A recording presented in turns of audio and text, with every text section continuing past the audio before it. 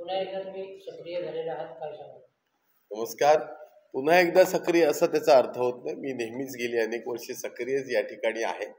आज तरी ह्या विधानसभेच्या पार्श्वभूमीवर रत्नागिरीमध्ये लोकांना बदल हवा होता आणि एक समर्थ पर्याय पाहिजे होता आणि त्यामुळं आपण हा निर्णय घेतला. चांगल्या पद्धतीने निवडणूक झाली. फक्त उणेपुणे 15 दिवसच प्रचाराकरता 5 ऑक्टोबरपासून आम्हाला सगळ्यांना मिळाले आणि त्यामुळे सर्वप्रथम मी ऋणी आहे तो रत्नागिरीतल्या 70,000 सुमारे मतदारांचा की ज्यांनी महाविकास आघाडी म्हणून किंवा शिवसेना उद्धव बाळासाहेब ठाकरे पक्षाची निशाण मशाल आहे या व्यतिरिक्त माझ्या काही सहकार्यांनी मित्रपरिवारातील लोकांनी सुद्धा चांगल्या पद्धतीनं या ठिकाणी मला सहकार्य केलं.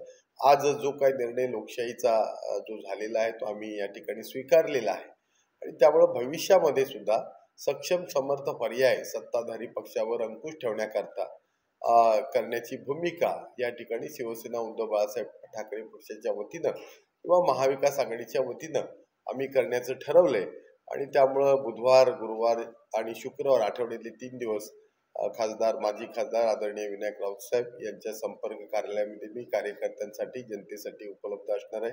यापूर्वी मी असायचाच आणि त्या व्यतिरिक्त मग ग्रामीण भागामध्ये शहरी भागामध्ये संपर्क करून जी विकास कामात वर्षानुवर्ष प्रलंबित आहेत, सर्वसाधारण रुग्णालयाची आरोग्य व्यवस्था खिळखिळी झालेली या ठिकाणी आहे, क्रीडा क्षेत्रातली क्रीडांगणं अजून अद्यापही तशीच आहेत, 24/7 पिण्याच्या पाण्याची योजना रत्नागिरी शहराची तशीच प्रलंबित आहे.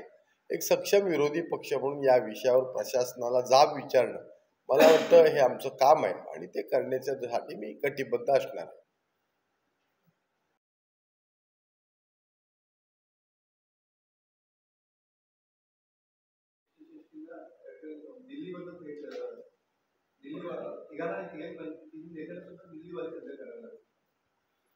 नाही, लोकशाहीमध्ये आज बहुमत मिळालेलं आहे आणि त्यामुळे तो निर्णय त्यांचा आहे.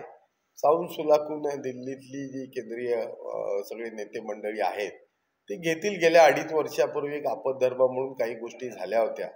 अनेक गोष्टी अशा होत्या की त्या ठिकाणी केंद्रातल्या दिल्लीतल्या हायकमांडला सुद्धा ते मान्य नव्हत्या आणि त्यामुळं आता भविष्याचा विचार करून जे चांगले कार्यकर्ते आहेत ते चांगले प्रामाणिक आहेत, महाराष्ट्राला एक विकासाची दिशा देतील, सर्वसामान्य नागरिकांना न्याय देतील, अशाच लोकांना या सरकारमध्ये त्या ठिकाणी स्थान देतील दिल्लीतली मंडळी, असं मला एकंदरीत वाटतंय.